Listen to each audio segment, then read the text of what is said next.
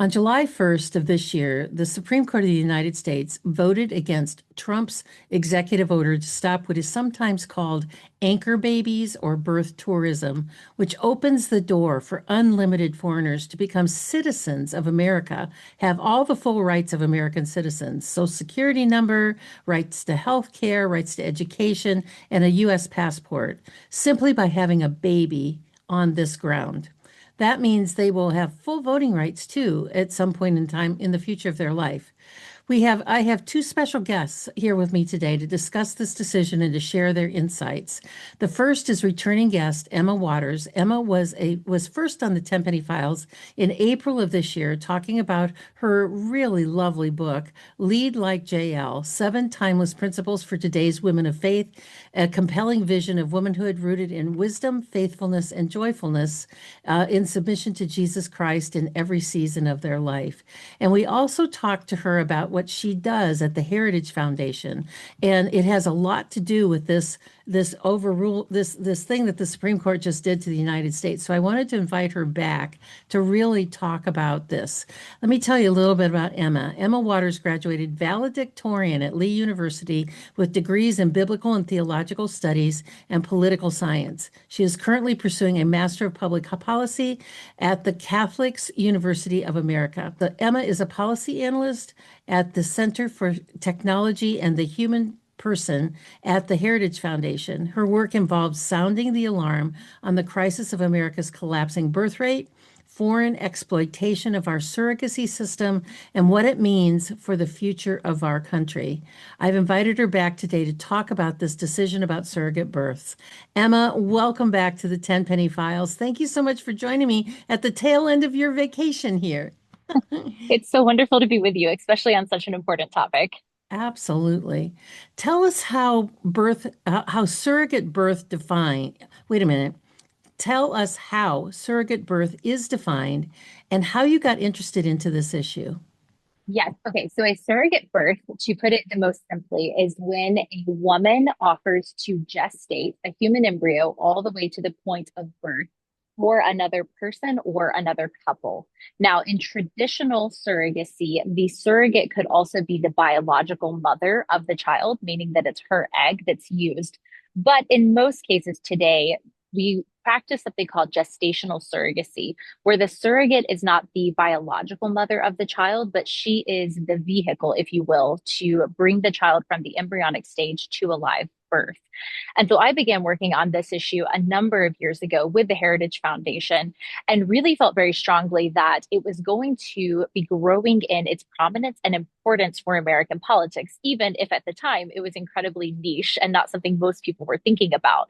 And in the course of my research on national and international surrogacy, I came across a few academic reports that noted that cross border surrogacy, where a foreign national comes to another country to access their surrogates, their agencies, and their health services, was growing in popularity. And in fact, the biggest area that we were seeing grow was actually Chinese nationals from mainland China coming to the United States to rent the womb of American women.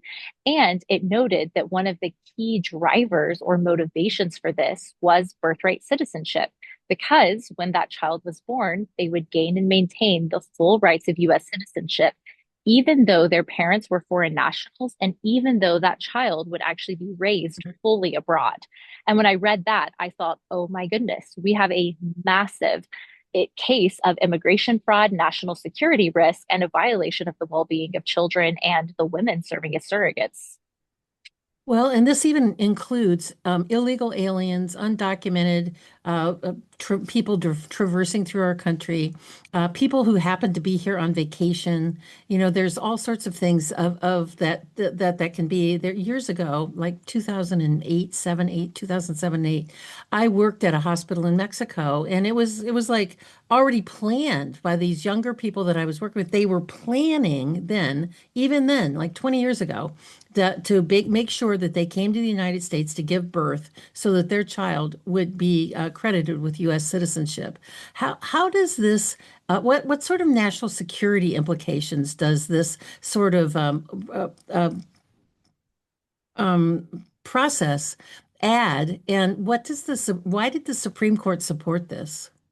So it's a great question. So, speaking to the national security risks of birth tourism and particularly of surrogacy birth tourism, because the child is simply being born here and being raised abroad, you have cases where there are thousands, even hundreds of thousands of individuals who have full US citizenship and, in the eyes of the law, would be viewed as a natural born citizen like you and I, who were born and raised here, and yet are being raised in a foreign country, predominantly China, who has a vested interest in undermining and defeating the United States. We're in a Cold War with China. And so you have these children who are being raised culturally, ethnically, geographically in China, who then have all access to sensitive research jobs in government positions or research positions. These children, when they turn 21, can actually apply for a visa to sponsor their extended family to becoming citizens. And so there are cases of surrogacy agencies openly advertising commercial surrogacy as a cheaper option than an EB-5 visa, which would be the proper immigration steps you should take. So sidestep immigration laws in the United States, buy citizenship through surrogacy. But you also have to keep in mind that when that surrogate born child, even though they're ethnically, geographically, and culturally raised in China, turns 35, he could run for president. He Oh could my hold goodness. office. There are no restrictions on what these surrogate born children could or couldn't do because they are full citizens, regardless of the fact that they are not raised here. They don't love America. They don't view America as their home, right? They're not patriotic in any sense. And so it's a massive national security risk because now the United States doesn't know who these children are. We have no idea at what point do they start re-immigrating. And there are various reports on this where some will say, well, we know the CCP does have a vested interest. Others would say the CCP doesn't have a vested interest. But what we do know, regardless, is that the Communist Party of China will take any opportunity to subvert the United States. And if they have thousands or hundreds of thousands of young men and women growing up with full US citizenship, I think that it is very likely they will use that to the best of their advantage to undermine the United States in coming years, whether that's stealing research, stealing intelligence, or running for office or secretive or select positions because of that. And so, with the Supreme Court's decision, the Supreme Court held that the 14th Amendment, and particularly its birthright citizenship clause, applies to anyone who's born on US soil, regardless of if they are foreign nationals, aliens, or have no intention of being raised here. And what's so bizarre is this actually directly contradicts the original author's intention. So Jacob Howard, who authored the birthright citizenship clause, explicitly says that, of course, birthright citizenship will not be used for foreigners or aliens or children of ambassadors, but is a special privileges for newly freed slaves to ensure that those vulnerable people had access to citizenship. And yet, the Supreme Court's interpretation completely defies that and says that citizenship is simply a matter of where you're born, not where you're raised, not where your citizenship is, not where your parents are from. And so now has effectively reduced citizenship just to a piece of paper or a transaction that you can buy. So this has completely defied our historic understanding of citizenship and even of birthright citizenship. And the irony is that this amendment was put in place to protect vulnerable slaves. And now it's being used to actually exploit vulnerable women and children through commercial surrogacy, where the motivation is just to buy citizenship by foreign nationals. Wow. I read it was a summary that someone had put, a very well written summary that someone had put together on Chief Justice Clarence Thomas's, he was not agreeing at all. His dissenting opinion. His dissenting opinion was 91 pages long. It was like a small book, really.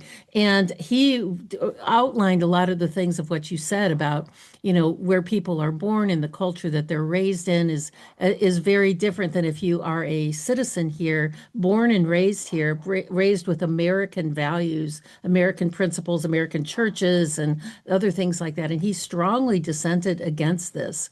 As at your work at the Heritage Foundation, what are they trying to do to push back against this ruling? Because it's a terrible thing for our country. Yes. So there are many scholars at Heritage who have been working on this issue of birthright citizenship for a number of years and really pushing for a proper interpretation of the amendment to protect citizenship as it was intended. And so there are a few different proposals that are being talked about, but particularly there are looking at ways to either ensure that a constitutional amendment is passed, clarifying the limits of birthright citizenship, which is one of the only things that can actually bear more power than the Supreme Court's ruling, or potentially looking at congressional action that could be taken place, or further clarifying the bounds of who this birthright citizenship ruling applies to. So if we can clarify who it applies to, you can actually limit the harm or the scope of it. And these are some of the ideas that are being considered at Heritage. I know the administration also has a number of ideas that they're considering from President Trump and JD Vance and a host of others. But I really do think time will tell. But it seems that the one thing we know for sure is that this ruling has been so egregious in the eyes of many Americans, not even just Republicans in the administration or at the Heritage Foundation, that I think it's pushing a lot of Americans to a breaking point where they're realizing that no, we actually want to see real change and resolution here because this ruling does not reflect our values. It does not reflect our Constitution as we understood it. What is the process to overturn a ruling at the Supreme Court level? I mean, I thought that was the final say. How does that actually happen that they can turn that over? Well, so there's two ways. One, Congress could actually pass a constitutional amendment, which would Mm. be separate from the Supreme Court's ruling itself. Now, this is, of course, an incredibly high bar to reach, which is why, rightly, we have so few constitutional amendments throughout our history. So that would take significant buy-in from both Republicans and Democrats. It's possible, but it is very challenging to achieve. And then, as Clarence Thomas himself has noted, there are ways that you can overturn a Supreme Court ruling, but that will take another case to do so. So Clarence Thomas himself has actually said that he doesn't, or he questions whether this ruling will stand the test of time, and if it will not actually be overturned in the next 5, 10, 20 years. But Oh. of course, we're playing a long game here, a very Mm. long game, because rightly so, we don't move fast when it comes to matters of constitutional governance, nor should we. But in cases where we are posed with such a, I think, misguided decision, it's where a lot of people have to start thinking about what next steps we can take and how we can lay the groundwork for restoring a proper understanding of citizenship to our Constitution. You know, when you were on the show in April, we talked a little bit about some of the complications and problems because there's no rules or regulations on this surrogacy issue at all in terms of protecting the mother if she has medical complications and et cetera. Talk about that a little bit. Yes, absolutely. So, with surrogacy in the United States, there are no federal laws officially governing the practice of commercial surrogacy. The FDA governs the transfer of egg, sperm, and embryos across state or international lines. But otherwise, what happens in surrogacy is completely up to the clinics. So, for example, there are no background checks or home visits or best interest of the child assessments that are conducted, meaning that we have numerous cases of registered sex offenders, of individuals who have been caught creating or watching child sexual abuse material, individuals who were involved in pedophilic child abuse rings, all procuring children through surrogacy because we have no restrictions legally binding on who can access it. There's also the case of the women where in surrogacy, the majority of contracts for surrogates involve something called a reduction of the fetus clause, meaning that the intended parents can actually request the surrogate get an abortion if they decide the baby isn't what they're looking for. This could be Wow. due to health outcomes, this could be due to other features. And something that I think is really striking is that looking at foreign nationals in particular, foreign nationals are actually far more likely to use something called pre-implantation genetic testing to test human embryos before they're even implanted in the surrogate. And this is a very eugenic practice that looks at a human embryo and says, though you are a living human being from the earliest stage of your conception, if you're the wrong sex, if you look like you'll be unhealthy or that you might have certain diseases or chromosomal problems, we can simply destroy you and start again. And then for women, as you noted, there's much higher rates of complications. And this is including studies done in Canada, the United Kingdom, and the United States, some of them with up to 1 million women surveyed or their data reviewed and finding that surrogate pregnancies are 3 times more complicated and dangerous for women than natural pregnancies. And it makes sense. You're utilizing a host of hormonal drugs through the course of IVF. You're putting women through very stressful and complicated scenarios where they're carrying a child they're not related to and dealing with the physical, the social, the relational stress that comes with it. But in many of these cases, we're not taking into account all of the risks that are being incurred physically, socially, and certainly when it comes to the long term welfare of children involved in the process. There's a lot of focus on China doing this. I think you told me about one gentleman that had fathered a countless number of children already here. Are there other countries that are as pushy or prevalent, I'm not sure what the right word is, to doing this as China is? Are there other countries that we should be equally concerned about? So, no other country that we should be equally concerned about. The best data that we have, and this is coming from a paper published in 2024, shows that of foreign nationals coming to the United States, China makes up over 41% of all foreign nationals. So, they're the plurality of foreign nationals coming to the US, and citizenship in multiple locations has been confirmed as one of the driving motivations for such individuals. The second and third countries listed are Spain and France. They come in at about 11% and 9% of all foreign nationals. So certainly dominant, but very, very low compared to where China is.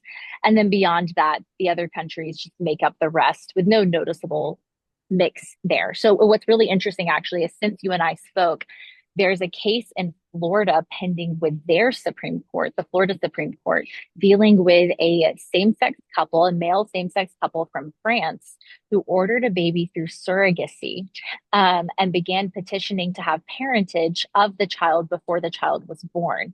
That situation, it's complicated for a number of reasons, but it's kicked off in a whole legal battle in Florida. And interestingly, Florida in the last month or two became the very first state to prohibit cross border surrogacy with foreign nationals.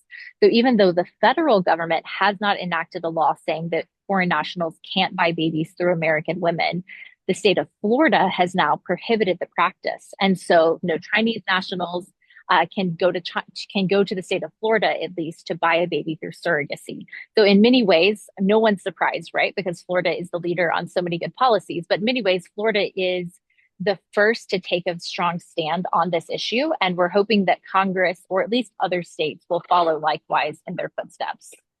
You just said a phrase that was very disturbing. Ordered a baby on, to ordered a baby. So like people like get pregnant to like sell babies online or something like that. Is it equivalent? I That's mean, so disturbing. it's incredibly dystopian to say the least. And it's effectively what's happening. These women are being reduced down to their biological capacity to bear children. So they're called a gestational carrier. Who they are as people is erased, and they're simply selling the services of pregnancy to these foreign buyers who, for whatever reason, are unable or unwilling to bear the child themselves. And what's crazy about this is that in the 1980s, the New Jersey Supreme Court had the first big surrogacy hearing in the Baby M case. This is a very famous case in the world of surrogacy. And that Supreme Court actually ruled that surrogacy is nothing more than human trafficking and selling of babies. And so they actually ruled the surrogacy contract invalid and restored custody in part to the mother of the child, the woman who bore the child. And notably, there's been a number of law professors, Adeline Allen in particular, who says that when we talk about surrogacy, the way we defend surrogacy is we say, well, a woman isn't selling herself or she's not selling her baby. She's just selling her time. She's being paid for her time. The baby is just the secondary thing, which is like very silly because we all know what's being paid for. It's the baby. And she made the point that this is actually very similar to arguments made by 19th century slavery holders who said that they weren't buying and selling human persons, they were just buying and selling their labor. So slavery wasn't bad because it was just selling labor, and you can sell labor, right? Except we know they were just buying and selling persons and they use their labor. And very similarly in surrogacy, you were buying and selling the rights to someone's body to create another human being that you then give to another couple for money. And it's a lot of money. Surrogates can make anywhere up to $75,000 to be a surrogate, not to mention the agency fees, the health insurance costs, and everything else. And when it comes to the difference between a legitimate surrogacy contract and outright baby selling, the only meaningful difference is the timing of the contract, meaning that if the surrogate were to become pregnant with the embryo before a contract is signed, then she and the agency would be guilty of baby selling. But if the contract is signed before the surrogate conceives and is pregnant with the child, then it's a perfectly legal surrogacy agreement. And so the only difference here is just a contractual consent based agreement that actually changes nothing about the process and what's taking place. Oh, this is so egregious. It's so egregious. I hope you're touring the country and talking about this, Emma. I mean, There are many people who are raising awareness as well. So it's been very good. oh, wow. Does this have anything to do with overlap of adoption? I mean, adoption, because adoption laws are so difficult in this country. When people want to adopt children, they almost can't, and then they have to go to Romania or Bulgaria or wherever to adopt children. Is this somehow buttoned up or butted up against adoption laws? So this is a great question because oftentimes people say, well, if you're opposed to surrogacy, then you must be opposed to adoption. Who's opposed to adoption? And I'm glad you brought this up because surrogacy and adoption are two fundamentally different arrangements. So in adoption, you are addressing a wrong done to a child who, for whatever reason, cannot be raised by their biological parents, and you are helping them find a home and parents who can heal that wound. And notably, no money ever crosses the hands of the parents to the birth mother. That's actually one of the explicit rules of adoption is we don't do paid adoptions because it encourages a lot of perverse incentives. But surrogacy, on the other hand, is the intentional creation of a child who will be removed from their birth mother in order to go to another family that they may or may not be biologically related to. So rather than healing a wrong, it's intentionally creating a wrong. Mm. And unlike adoption, financial transaction is crucial to the entire agreement. Estimates have shown that 98% of all surrogacy agreements are commercial surrogacy, meaning that the surrogate alone is being paid tens of thousands of dollars in order to provide the product, the child. And she's paid at various points throughout the pregnancy until live birth for reaching each milestone that's been agreed upon. And so while adoption is attempting to right a wrong, surrogacy is creating a wrong, and in doing so, creating perverse financial incentives for all the parties involved. This is, this is such an egregious topic, and you are so articulate and well spoken about this. What do you think Americans need to know about this Supreme Court decision? What do we need to do to stop this or to get to toss our hats in the ring to stop the supporting of it? And how do we stop from being overrun by other countries and other religions who are just going to benefit from this Supreme Court ruling? Because it's going to take a long time to overchain this. And what happens to our country in the meantime? I know that's a whole bunch of questions all at once, but I'm sure you can sort that out. Yes, while you're correct that it will be a long time before we fully resolve the constitutional aspect of birth tourism and birthright citizenship, there are two things that Congress can do right now to address the issue of cross-border surrogacy with its immigration fraud and national security risk. And so the first thing that Congress can do is pass a law prohibiting all international commercial surrogacy, meaning that foreign nationals from other countries cannot come to the United States to contract with American surrogates for the purpose of having children. Now, lest you think this is a wild or extreme stance, it's important to note that almost every developed nation already has this law in place. And in fact, the United States and Ukraine are two of the only developed nations with cross border commercial surrogacy. And even the country of Ukraine has recently been rethinking its position on this issue because of the abuse and conflict that comes from it. And the second thing that Congress can do, either as a part of that legislation or separately, is to amend our visa requirements to say that any individual from a foreign country who applies for a visa for the purpose of entering into a surrogacy agreement with a surrogate in the United States will be denied a visa. And if they lie on their visa records, then the agency contracting with them, as well as the surrogate themselves, will be held responsible for criminal and civil penalties. And so that would go a really long way in effectively shutting down this cross border surrogacy regime that buys and sells babies for the purpose of citizenship in many cases. You know, of those two options, it's the second one sounds a little bit more doable, even though both would be difficult. The second one to change the requirements on the visa seems a little bit shorter and more direct and probably could get more support, both of both sides, both Democrats and Republicans to support that. But what a mess. And I am so grateful for your time and so grateful for you taking such an action on this because it is really important. And giving my personal thanks to the Heritage Foundation because they're taking action and getting involved with this too. So Emma, I want to thank you so much for joining us here today. Any final thoughts that you'd like to say on this issue? The two final things I'll say is that in the last few months alone, Senator Rick Scott introduced a bill called the Safe Kids Act, which would effectively prohibit cross border surrogacy with foreign nationals from North Korea, China, and Russia. And likewise, Congressman Scott Perry recently introduced legislation that would prohibit all foreign nationals from engaging in surrogacy in the United States. So, to the point of Congress acting, we already have two bills in place that would go a long way in addressing this issue.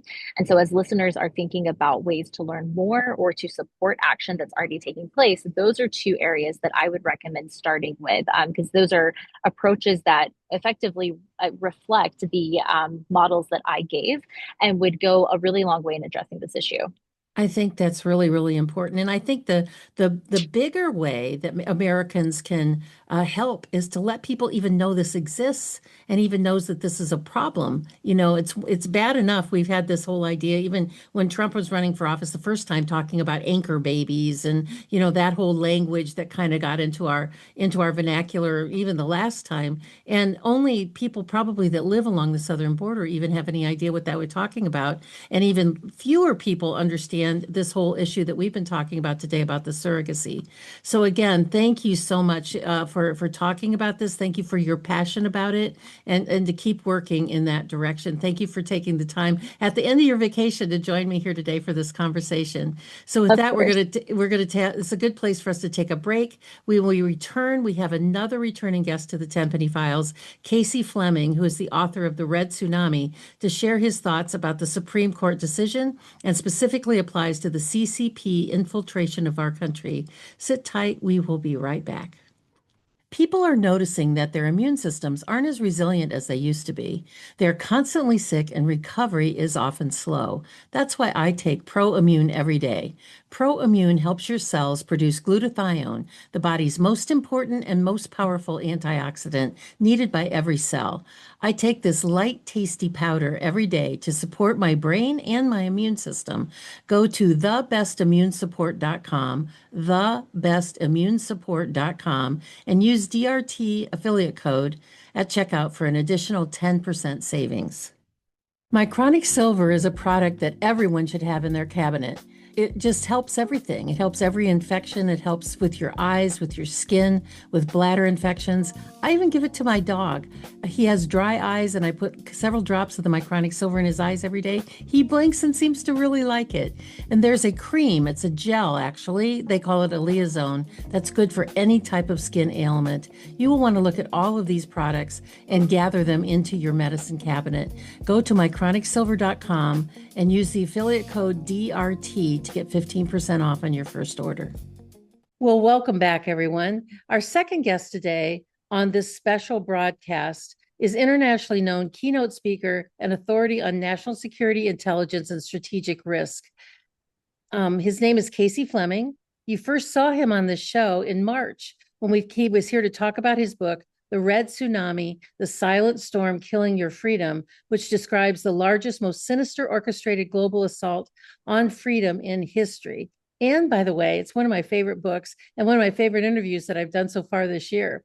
So I wanted to bring him back to talk about what's happening with this birth tourism things, and particularly this most recent Supreme Court ruling that we were talking about earlier with Emma Waters. But let me tell you just a little bit more about our guest.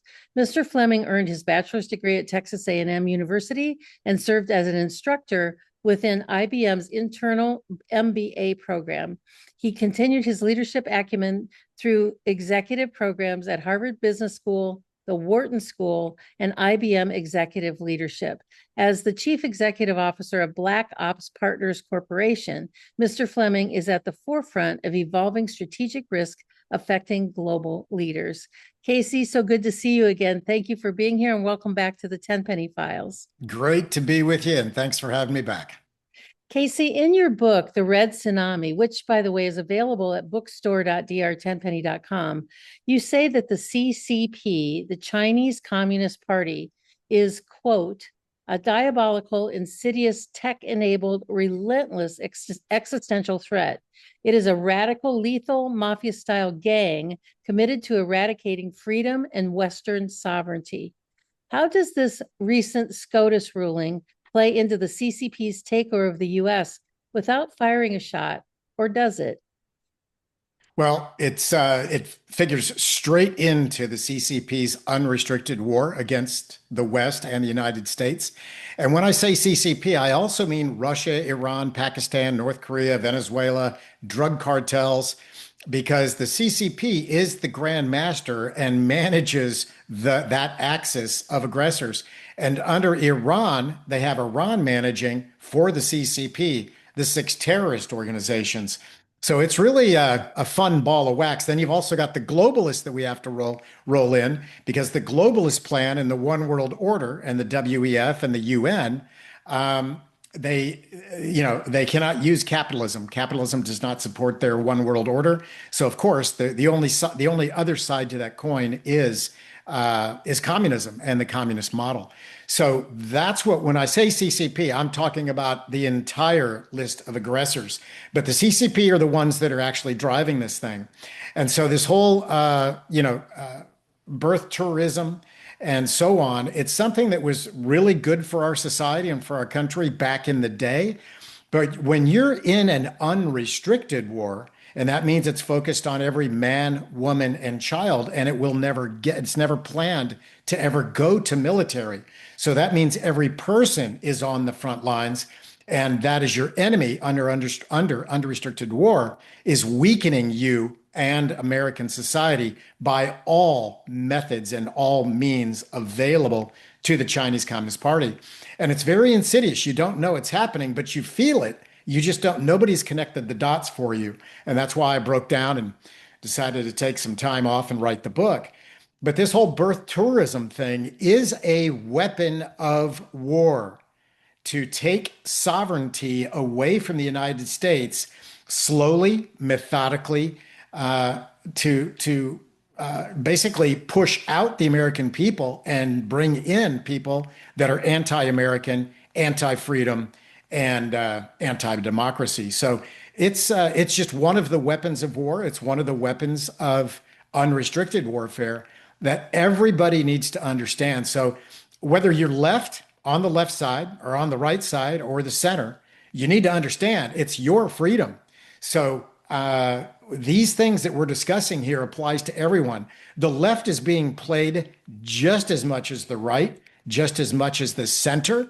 And by the way, left people, right and center, we all have more in common together as Americans and American values and freedom than we share with our enemy, which I mentioned previously, CCP and their gang of the Axis aggressors. So, Doctor, thank you for the heads up and the few minutes to get into it. But back to you.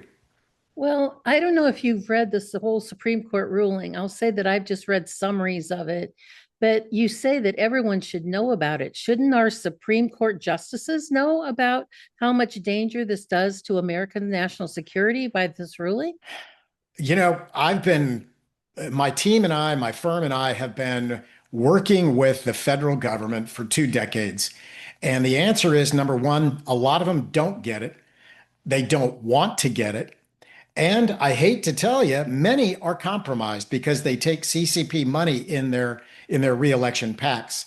I will tell you that my experience with the FBI and the DOJ and the CIA, they were highly politicized prior to this administration.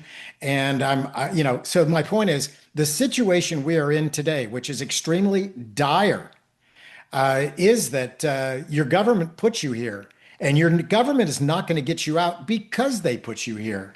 So the only person and the only people that are going to get you out and to save your bacon is you. So your enemy doesn't want three things to happen. They don't want you to be informed. It's the book. They don't want you to they don't want you to unite, and then they don't want you to take action, which describes the movement that's next to the book. And that movement is called freedomforever.global. But yes, to answer you directly, our Supreme Court should just absolutely, Sharpie that thing out of here and say, we've outgrown this thing that we've given the world and people coming into the country. It's so dated and so old, but it doesn't apply to modern warfare, which I just described as unrestricted warfare. So your enemy is using it against you to insidiously take over your country. And that's not just the CCP. You also have, radical Islam. It's called the Red Green Alliance with the CCP and radical Islam. You have these anti-American, and I mean anti-American groups that do not want to assimilate. They are American haters. So they're creating these villages inside the United States, and they're growing them into cities. And currently there are 18. I know it's not directly on track, but it gives you a color of what's going on. There's 18 cities in the United States now driven and led by Sharia law. And Sharia law is above, it rides way above federal law, state law, and local law. And that should concern every American. I didn't read, well, let me rephrase that. I did read Justices Clarence Thomas's 91-page rebuttal of how he just took apart. I mean, he wanted to say, we need to stop this. And I read a summary of his 91-page reply to that. And I agreed with everything that he said about, listen, this was something that happened in the 1800s. What a citizen is and what citizenship is belonging to a place and understanding its laws and abiding by its laws and trying to make it a better place. If you just come here on a vacation and you happen to have a baby, and now that baby is entitled to Social Security and health benefits and a passport, and they can vote when they get older and all those things, just because you happen to be here when you gave birth. He really wrote against that. And at the end of his thing, he said, this is to the great detriment of the United States, and I respectfully decline. It seems as though, and as a general rule, most of the people I would say that are center right, and clear to the right would agree with that. But the people on the left, I mean, look, we are electing a socialist people to Congress in all these different states, and we've got Marxists that are now being elected over top of constitutional Republic followers. Is our own government sort of shooting their own citizens in the foot? I mean, they don't understand what you and I have talked about before about the concept of this is World War III, and that our own government shooting at its own citizens by allowing this influx of foreigners who are, it's just a matter of time before there's more of them than there are more of us. That's absolutely correct. 100% right. I absolutely agree with Clarence Thomas, but he was only one dissenter in the group. So what I have found over time in speaking to many audiences on all sides is when the left really understands that they're being played and they're presented with the truth, they get upset. They say, wait a minute, I don't want to be played. And I think a lot of the left is waking up now. They're seeing that this democratic socialism that's coming into the New York City mayor, and now three have passed their primaries in New York State, and now one in Colorado. Let's make it very clear. Democratic socialist is just another name for communism. And that is what every American is faced with right now. That is, these are your cities that are being taken over. So you can't sit on your hands anymore. It's not going to be done for you. They are taking our country away from us. Until you get informed, you connect the dots and you take action. So what I've seen is that there is hope on the left when they understand really what the truth is, and they're actually seeing that their party is getting away from them with all this communist movement. When we're talking Marxism and socialism, for clarity, that's when you're promised utopia and equality and all these beautiful things and free stuff in and out. But make no mistake, it's communism, because that's when you voted in for this utopia that has never happened in history. It's never been successful.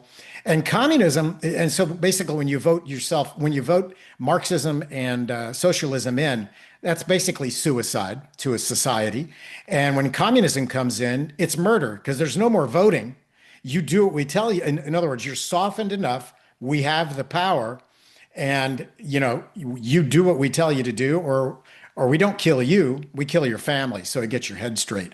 So we're playing very seriously now. This is what's going on. And again, like I said, this whole birthright tourism thing is a weapon of unrestricted war. You are in World War III today. You just don't know it. And you don't have a choice. You're already in it. And if you read the book, you'll understand why. It's not conjecture. It is not conspiracy theory. It's all based on intelligence. The other thing that we haven't mentioned is Chinese Communist Party paying for American surrogate women to have these babies on U.S. soil. So they're paying good money, actually not good money, bad money, to American women to have these babies, which is just incredible, which, by the way, should be against federal law. In the first half of this show, I had Emma Waters of the Heritage Foundation, and that was exactly what we were talking about this birth surrogacy, and she especially implicates China.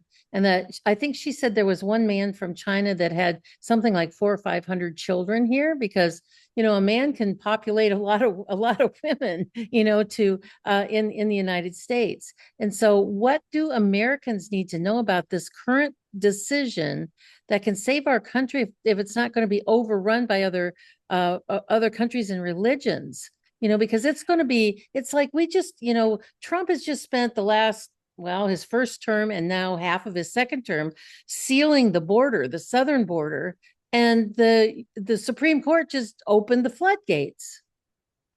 That's exactly right. One other thing we haven't talked about is American protectorates like Guam, Hawaii, Puerto Rico. Chinese are flying in pregnant into these hospitals a month before delivery or 2 weeks before delivery and having the babies and then flying back out once they get their paperwork. So it's much more prevalent than people understand. It's much more serious. But again, it's only one of many hundreds of weapons of war, of unrestricted war. That's why it's critical that people pick up the book. It's actually a whistleblower's expose. It's not a book. And it's a survival guide. And by the way, something's changed since the last time we spoke. I used to ask people or say you should get a book. I will never ask that again. And it's changed because it's become so serious, and because I've done a lot of speaking, people come back to me and when I am interviewed online in the chat columns, it's like, I'm buying 10 books for my kids and my grandkids.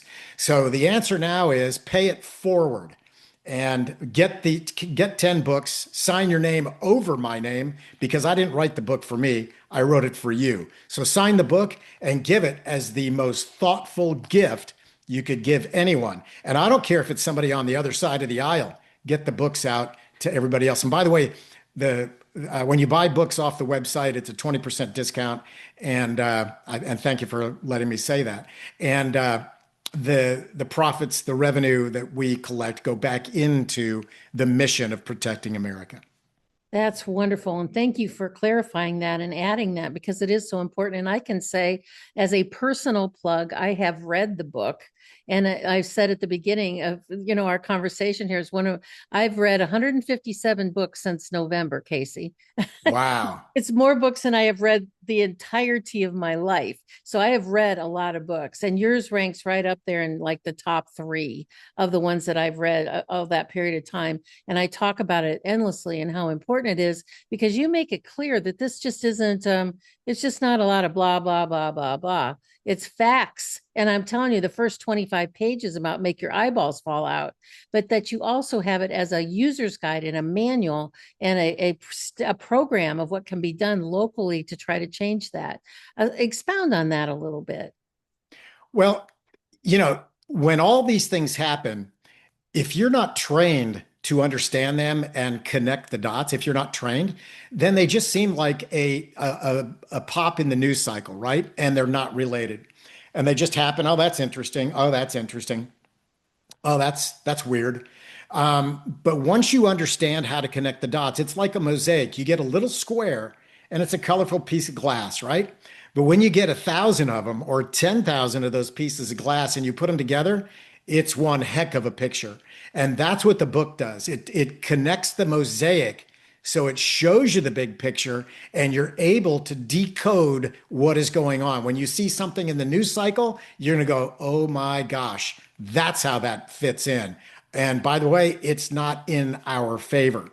So this is unrestricted war. Everybody's in it, and we help you connect the dots. I've been told it's like you pull the curtain back. You lay it out in such a way it is so simple to understand it. And easy to read. And well, it's tough to read, but it's easy to read. And because it's, would you like to know that there's a fire over the hill and it's going to take your house out in 30 minutes? Or do you just want to be in denial? That's where we're at. So I tell you there's a fire over the hill and your house and your neighborhood's going to be taken out in 30 minutes. Would you like to know about it? It's over the hill. Just look. And some people just want to stay in denial, and you can't. This problem is now it has been on everybody's kitchen table.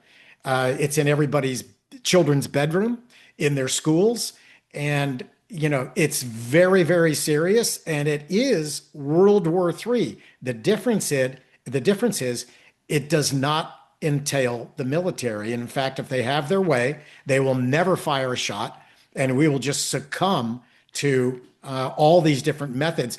The Chinese Communist Party calls it death by 1,000 cuts. And then people say, well, Casey, how many cuts are we in? And I say, we're about 970. Wow. 970 cuts in. I used to say on the back cover of the book, the world will be won or lost within the next 10 years or less. Now I changed. I mean, that book came out in late January. Now it's 5 years or less. Oh my goodness. So it is, if you, and by the way, my firm and I are members of a global intelligence and subject matter expert group. We call ourselves the sheepdogs. And so we get it from all over the U.S. They're the who's who in the U.S., Canada, UK, Europe, Australia, and so on, and Latin America, all that stuff. So this view is not just my view. Those wonderful folks elected me to be the poster child to get the message out. And I use that term very loosely. I mean, they're wonderful folks for sure. They're total patriots for freedom around the world, not just the U.S. But they're wonderful because they said, Casey, you go do it. You're better at this than we are. So anyway, back to you. What's interesting about this is, when you say that it's sort of the biggest problem. Well, not if not the biggest problem, certainly a big problem.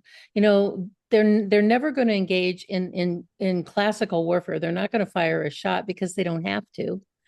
I mean, look what they've done over the last 20, 40 years, just with money and with infiltration, right? But that's part of the problem in America, because we feel like the problem's over there somewhere because we don't have bombs falling on our head or snipers standing around the corner of our house. So it's why this insidious takeover has happened over this long period of time. That's exactly right. And when you connect the dots, I'll connect a few of them here, but you can't get the whole detail without getting the book and understanding the movement of why that's there. Because we define the problems. Too many people write in and around the subject. They describe part of the problem. They don't describe the 360 of the problem. And then they don't give you the solution. And the movement, well, the solution is, of course, the survival guide, but then also the movement to where people can go to get the truth. Let me throw something out. Climate change, right? Huge problem. Huge. Have you heard anything about climate anymore since the data center world came out with AI? And by the way, data centers suck up more power than most small cities. And talk about a climate disaster and a climate murder. So, but you don't hear anything about climate anymore, do you? So yeah, you're being played on the climate piece of it until it doesn't serve their purpose anymore. Now they're pushing AI and data centers. Incidentally, AI is the new Manhattan Project. AI, just like World War II had a Manhattan Project, AI, quantum, data is the Manhattan Project of World War III that you're in.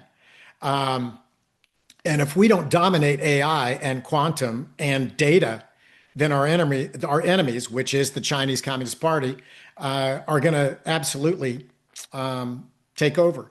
So, this subject is always a difficult subject to discuss, but it has to be discussed with everybody. It needs to be, and you mentioned, honestly, when you're at the tip of the spear, as all 400 of us are, this is the most serious thing. Freedom. Your freedom is rapidly leaving you. And freedom cannot be taken. It has to be surrendered. And you are surrendering your freedom because you don't understand how it's being taken, and you don't understand what's being taken, how it's being taken, and how to protect your own freedom and your family. So this is the most, we won't have a country in 5 years. We talk about people who do podcasts and TV series, and you won't be doing that anymore. There's no freedom. There's no freedom of speech, and you will be taken over if you're a TV station or a series, watching Netflix or whatever. The state will be telling you to publish propaganda, and if you have a problem with that, we will re-educate you. It's called re-education until you get your mind right. So everything's at stake right now. It is the most important thing. I hate to put it there. I don't want to be the person that put it there, but when you understand it and you're at the tip of the spear, like the rest of us are, we understand it and we communicate that out. Casey, you of all the people in this sector that I have interviewed in the last 7 months, people you're the boldest one for coming out and saying we've got 5 years left. If we don't turn the ship around, we're just going to go right over the edge. And I really appreciate that, because almost every person that I've spoken to about this topic, I always ask them, if when America's gone, what does that look like to the rest of the world? What's going to happen? We've been the bastion that everybody's tried to get to ever since 1700s, 1600s, when the people started coming here. But we're so close to the edge and people don't see it. I think because they don't want to see it. And those that are in that socialist, Marxist, DEI space, they think when all these bad things come to America, it's going to happen over there. It's going to happen to somebody else. It's not going to happen to me. I'm still going to have my TikTok and my Instagram, and I'm going to be able to do whatever I am. And they just don't see it. And we've got about a minute and a half left here today. Casey, I could talk to you for hours. Literally, I could talk to you for hours. So in the last minute and a half, kind of summarize and tell people where they can get your book, because it's so important to get this into the hands of people. Well, TikTok is cognitive war that's taking over your child's mind. And once you take over the mind, you've got it for life. And that's called cognitive war. And then the other social media apps are also almost as bad. Drug warfare is fentanyl. They are murdering 150,000 of our military-aged young men and women every year efficiently. And you're not seeing any of this on the news, right? And by the way, I'm not a conspiracy theorist. I have a very strong resume from industry. I'm a cybersecurity executive, technology executive, and management consulting executive. And then I tripped over this about 16 years ago, and I've been doing this ever since.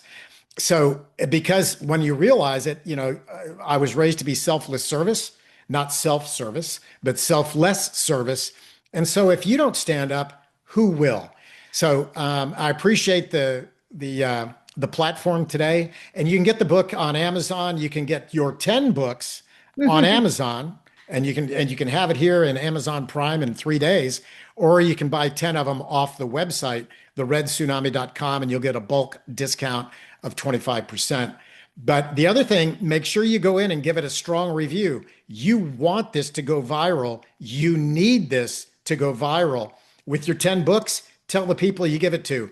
They have to pay it forward and they have to do a 5-star review. It won't be hard. You're going to want to give it a 10-star review, but unfortunately, Amazon only gives you 5 stars That's true. to It's give out. great. It's really, really true. And I always tell all of our listeners I have for the last 6 years of doing podcasting is that, go to Amazon, read the review, go to the author's website, buy from the author, and then go back to Amazon and write the review because that's where all the eyeballs are. So, Casey, thank you so much for your work. Thank you so much for your passion, and good luck at speaking at Freedom Fest this next week coming up. It's going to be great. I'm sorry I won't be able to be there because I'd love to cross paths with you and hear you speak, but I'm really glad that you're getting all this information out there. And that is a huge, great audience that really needs to hear what you have to say. And hopefully it will be a pay it forward that you'll get on a lot of their television shows and all those sorts of things to play it out even louder. So Here's one little plug. I understand that my presentation and Freedom Fest will be simulcast. So oh, if anybody can't make it, they can dial into that. Hopefully. That's what I understand. well, that's great. Well, Casey Fleming, and the book is The Red Tsunami, is something that everybody needs to not only buy, but read. And then after you read it, like what he said, buy several copies and pay it forward. So with that, we're going to close out with one of my favorite verses from the Bible. I close all my podcasts with, whether it is live or pre-recorded, which is Romans 12:12. Rejoice in hope, be patient in trouble, and be persistent in prayer because trouble will come and prayer is the answer. Remember to lean into God, trust him for everything. He won't let you down. So we'll see you here tomorrow or the next time on the 10 Penny Piles. Thank you so much again, Casey, for being here. And to everyone else, we'll see you the next time. Goodbye and God bless.